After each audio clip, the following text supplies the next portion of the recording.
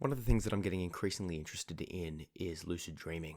I've been going on and off this topic for years now, but given the increase in time that I have during this whole coronavirus stuff, I'm starting to look into and read and really dig down about it. And this relates to my fiction goals with lucidity and all of the other stuff I'm doing. And if you listen to the previous episode, I read a piece where I sort of discuss, with a fictional twist, my concept of what it means to be dreaming. And I wanted to dig down in this and discuss lucid dreaming itself and why I like it and how to do it and all of those sort of things. Because, well, for multiple reasons, really. The first one I want to highlight is that the concept of lucid dreaming lends its homage to the name of the podcast, the Reality Check podcast. When you reality check, you're looking at something in your environment, in your world, internally, and checking it against reality to ask yourself, am I dreaming? Right now, how do you know, listening to this podcast, watching me on YouTube or whatever, how do you know that you're not asleep? Now, it might sound obvious, but when you're in a dream, when you're dreaming, when you're in that dream world, your ability to pick up on the inconsistencies and the fallacies and all of that sort of stuff that's so obvious when you wake up is hampered. It's not quite as easy as it feels, and there's something to do with different parts of the brain turning on and off and a whole variety of biological reasons, but the subjective experience of dreaming is that you just accept it. You accept where you are, you accept the past, you accept your current story, you may even accept that you are a different person or a different animal or a different gender or in a different location or have a different family or whatever. It's just sort of easily accepted. You just accept the story and you go. It's only upon waking up that you realize something is wrong and that you should have realized you're dreaming. So the purpose of a reality check is to ask yourself, am I dreaming right now? And there's a couple of layers to this. The first one is just to literally just ask yourself. So right now, just look around, feel internally, are you dreaming? And typically what I've found with lucid dreaming itself is that there's a distinct sort of flavor to a dream. It feels different. Now, flavor isn't the right word, but it's like there's like a certain sort of cellophane over your eyes that sort of like everything looks a little bit different. I can't give you a proper analogy to it other than there's just a feeling. And when you become lucid in a dream, when you realize that you're dreaming and you look around and you feel the dream feels different and it's got a distinct sort of taste to it. I can't quite place it, but if you've experienced it, you'll know what I'm talking about. But until you have experienced it, you can sort of get a feeling for what this reality, what your waking reality feels like. Yeah. But there's a few more things that you can go deeper into this to reality check. There's some common things that a lot of people do that don't necessarily hold true for everyone, but you can sort of look into it and go, try them for yourself and go, this works to check reality for me. Some certain things don't work in dreams that work in real life and vice versa. For example, flying. One of the first things I do when I want to test my reality is try and fly. If I'm in a dream, I can typically hover or float or fly like Superman, right? Or fly like a bird or a fish or whatever through the air. Obviously, in this reality, I can't. Yeah? So if I'm flying, it's pretty obvious that I'm dreaming. Yeah? Another very easy reality check you can do is to look at your hands. How many fingers do you have? Just hold your hand up in front of your face and look at them. In a dream, your hands and your fingers will get a bit blurry, and often you have more than 5 fingers. You might have 6 or 7 or they're a bit blurry. If I look at my hands and they're blurry, I'm either inebriated or I'm dreaming, right? And this is the interesting thing. You've got to do a few of these to really confirm it and really for it to sink in that I'm dreaming right now. You look at your hand, you're like, I seem to have more than 5 fingers. I must be dreaming. You can also try and poke your finger through. Obviously, in waking life, you can't go through, but in a dream, you can push through. You can try flicking lights on and off. In dreams, lights tend to not operate the same. You'll flick a light and nothing happens, right? Either it'll stay off or it'll stay on. Mirrors are odd. You can't really observe yourself in a mirror that easily. You come through distorted, or if you push through the mirror, you can actually step through. Writing and numbers seem to twist and alter. So you'll read a sign, you'll turn away and you'll read back, and it'll be different. Numbers are quite hard to play with. And there's multiple other ones of these, right? One more, just briefly. You block your nose, breathing through your nose. And in a dream, obviously, in waking life, you obviously can't breathe. But in a dream, you can keep breathing because your body is still dreaming. Now, the goal of these sort of reality checks is you do them while you're awake with the purpose of hopefully remembering to do them in your dream. And you'll just find yourself looking at your hand and you'll be like, guess I'm dreaming. Or you'll be asking yourself to sort of go, ask that question and you go, okay, am I dreaming?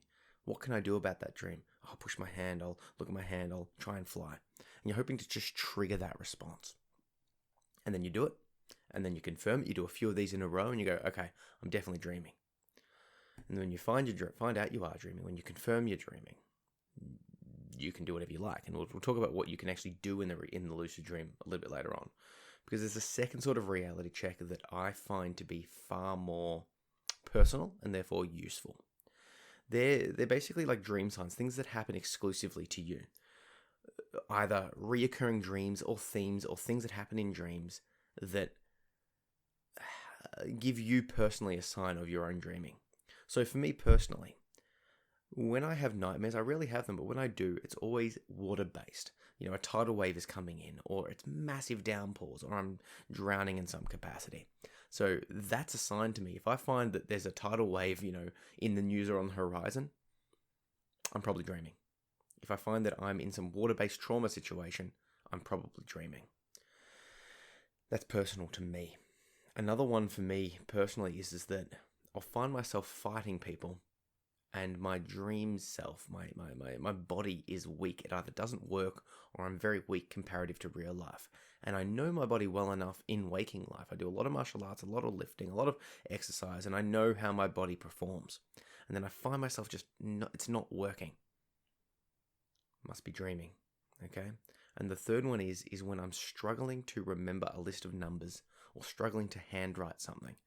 I do a lot of writing, obviously, or I do a lot of reading and I find that I'm not quite able to put the words together, or I'm remembering numbers and I just can't do basic math and I'm just sitting there just dumbfounded for a while.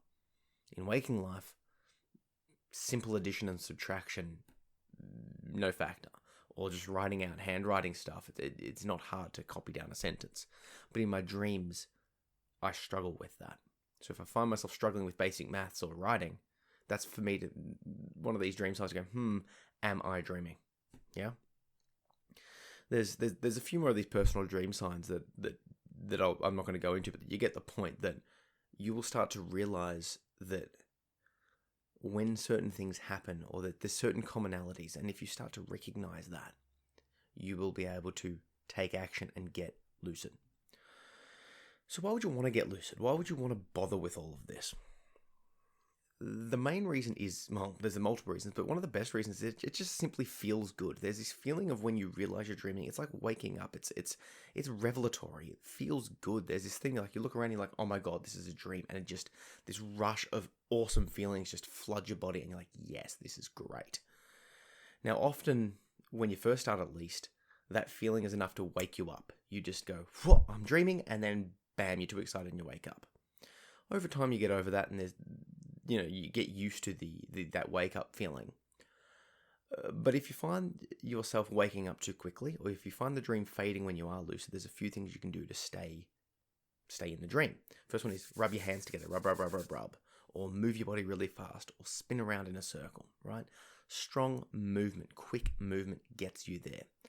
And grounds you in the dream space. So if you become lucid, the first thing you should start doing is rubbing your hands and repeating the words to yourself, I am dreaming. I am dreaming. Over and over and over again as you're rubbing yourself until you find it all settling down. Because it's like the world sort of remaking itself and you're getting kind of crazy because you're so excited and it starts dissipating.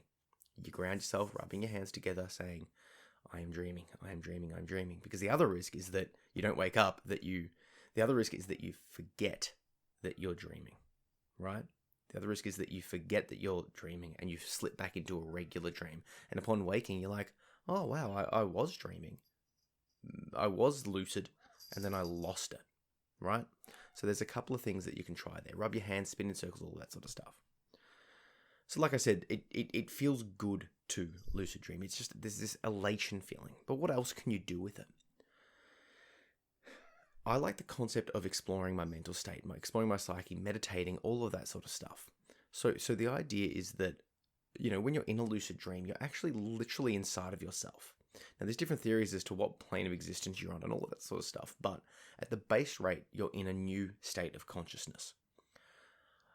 You're looking at your inner workings of your brain from inside it, and you can interact with it and talk to things in it. You can ask yourself for guidance. So, like, I went into a dream and I became lucid, and I'm like, hey, show me something important. And my dream pushed me into a dream school. And in the dream school, the characters in the dream school taught me more about lucid dreaming. When I followed their advice, I was able to get lucid more, right? I don't know. You can ask your dream to help you get over past trauma, to relive past events and change them, to twist things, to look and let go of. It's very therapeutic, and obviously, depending on your mental state and your past and your desires and goals and dreams and all that sort of stuff, you can play with this however you like. One time, I'm like, you know what? It'd be interesting to do. It'd be interesting to be a fish. So I turned myself into a fish, and I was breathing water and swimming through the water. That's an experience that I can't let go of now. It's part of me. Another time, I for whatever reason, because you're not quite exactly as cognizant as you are normally. It's not you. It's only a part of you inside of yourself, right? I'm like, I want to feel like what it's like to be a carrot. Don't ask. It just happened, and I was a carrot. I became a carrot. I felt my roots going into the ground and absorbing water and all. It sounds crazy, but that's an experience that happened. Another time, I decided to become a character from a video game, and I just went into that game and that game's graphics, and that was the universe I was in until I woke up, right? So we get obvious wish fulfillment, and some people choose to explore this down a variety of different paths. If you are into the drug scene, psychedelics, or any sort of drugs, people have described that if you take the drug that you're used to, alcohol, drugs, whatever, in the dream space, the effect of that high in the dream is exponentially multiplied. Same people, similar sort of situation of wish fulfillment with seeking out partners. I obviously don't need to explain what you can do in a dream when you get more and more control, right? Just realize you're obviously, you're probably interacting with yourself. Although, there's a really interesting thing that there seems to be sort of two kinds of dream characters.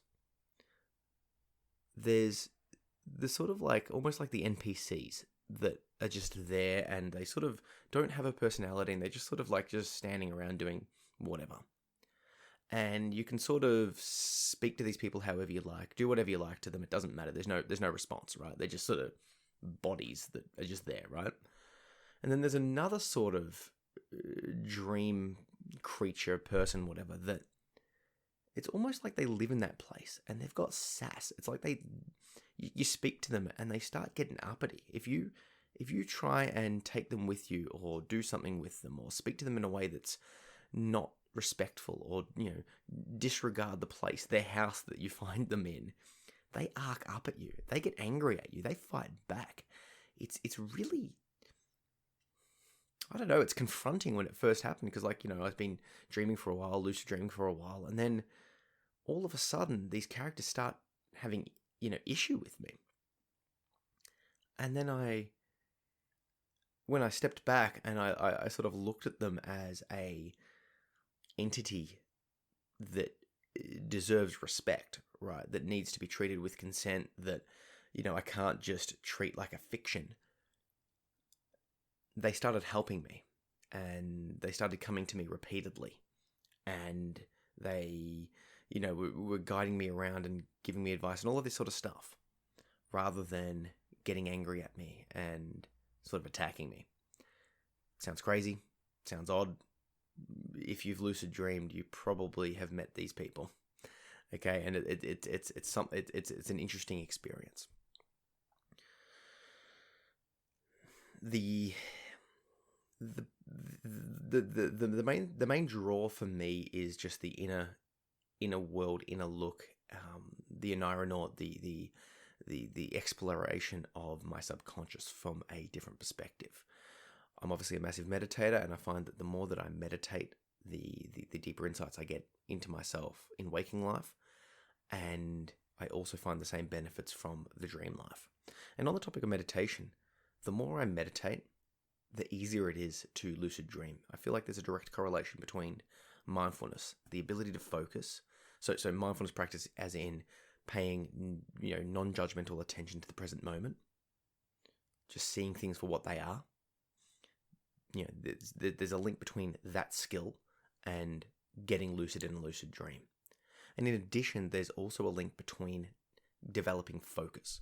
So meditation does two things. It helps you to get mindful and sort of let go and detach, but it also helps you to focus on an object. And it obviously depends on the type of meditation you're doing and all that sort of stuff, but it helps you to focus. And if you can focus in the dream, you're able to stay lucid because you're going, okay, this is a dream, I'm dreaming.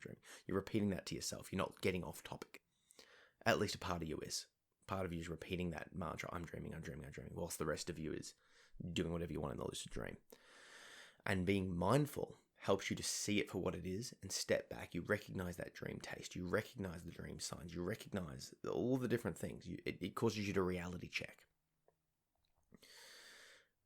So if you're a practicing meditator, you'll be able to use some of those skills to help you to become lucid. There's even some practices where people start meditating, fall into a lucid dream, and then they're practicing dream yoga, dream meditation. Or they'll get lucid and then they sit down and they meditate inside of the lucid dream. I've not been able to do that. I hope to be able to try it, but it's funny, when you become lucid, your goals sort of out and you just sort of act. And my first goal when I become lucid now is to just sit back, calm myself down, rub my hands together, say, I am dreaming. And then it's like, what do I want to do here?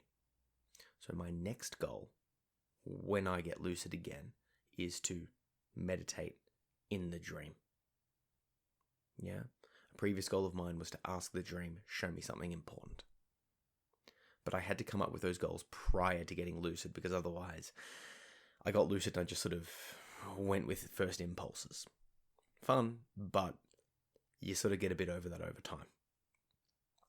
The final thing I want to sort of touch upon lucid dreaming is dream recall. All of this talk is useless if you don't remember your dreams.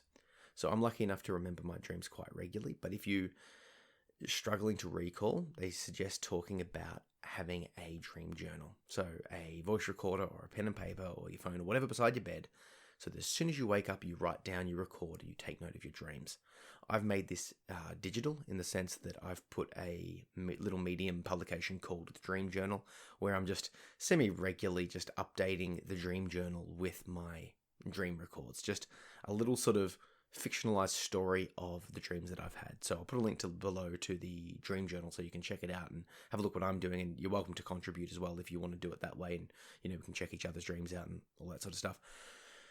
But I found that recording and sort of writing it down really does up your ability to remember the dream. And starting off, you might be like, I don't remember my dreams, or I don't dream. You do. Everyone dreams 4 to 5 to 6 times a night. It's about getting your dream recall up. And if you're struggling with that, even if you wake up and you write down one word, it might be like a color or a theme or an event or a person.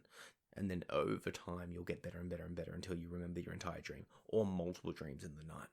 So like I said, head over to the Dream Journal, check that out. Maybe it'll be for you. A couple more little tips before we sign off here.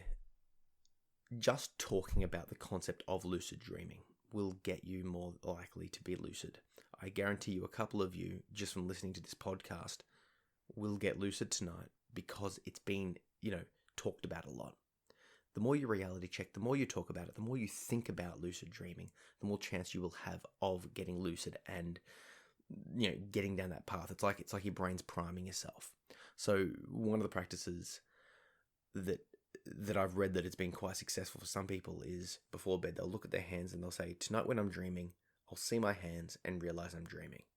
Tonight when I'm dreaming, I'll see my hands and realize I'm dreaming. And they're looking at their hands as they say it. And the idea is that they're priming themselves, they're thinking about the lucid dreaming, and then they're looking at their hands and they're like, okay. And then in the dream, the hands will pop up, and then that script will come up, and they'll be like, my hands, I'm dreaming. Do you see how that works? Another thing that I've seen work for habit building of reality checking is to tie in a reality check to a common behavior. For example, going to the toilet. Every time you go to the toilet, as you're washing your hands, because we're all washing our hands a lot now, right? As you're washing your hands, you're looking at them. Tonight when I'm dreaming, I'll look at my hands, I'll see my hands and realize I'm dreaming, right? Every time you wash your hands, use that as a reality check. Use that as a way to prime yourself. Yeah? Now, if you want some more information on lucid dreaming, I've got 3 Skillshare courses up. Lucid Dreaming 101, 201, and a deep dive into reality checks. And that'll sort of go into a bit more depth on top of what I've covered in the podcast here. So I'll put a link down below to those Skillshare courses. You can get 2 months free access if you sign up via those links, and you can cancel anytime. So, may as well. But like I said, it's worth looking into, because if you think about it, we're asleep for a third of our life, right? So if you live to be 90, that's 30 years of sleep. Wouldn't it be good to have access to some of that time to fulfill some of those dreams, to practice some of those skills, to look into yourself? If just for the very, very simple fact of just it being interesting, right? There's a hidden world that with a little bit of effort, you can take action and explore and discover. Now, if you've had some lucid dreams, if you want to talk about this concept, if you want to dive deep, please message me on social at Zach P. Phillips, because the more we talk about it, the more we discuss lucid dreaming, the more chance we both have of that. That's why I'm writing a book on lucid dreaming. It'll be a fictional novel, and in the fictional novel, there will be the ability to cross lucid dream, right? So you'll be able to enter each other's dreams and take control of it. It'll get quite mystical. But the act of writing that book is getting me more lucid. The act of making the Skillshare courses is getting me more lucid. The act of doing this podcast will get me more lucid, right? So it is a way of looking into it and doing it more, because it's fun and it's worth trying. So check out the Skillshare courses, check out the Dream Journal, and let's have a chat about it. And like I said, if you like this podcast, please just spend that 30 seconds right now, chuck a review up, let me know what you think of it, and let me know what more you want me to talk about. Cheers.